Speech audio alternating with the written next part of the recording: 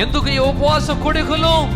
సిద్ధపాటు, ఎత్తబాటు కోసము సిద్ధపాటు. అందుకనే నేను చెప్తున్నాను, ఏదో భౌతికమైన ఆశీర్వాదముల కోసం మనం ఉపవాసం ఉండట్లేదు.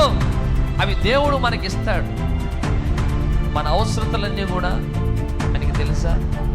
నా నీతిని, నా రాజ్యమును వెదుకుడి, అటు తర్వాత మీకేం కావాలో అవన్నీ కూడా నేను అనుగ్రహిస్తాను.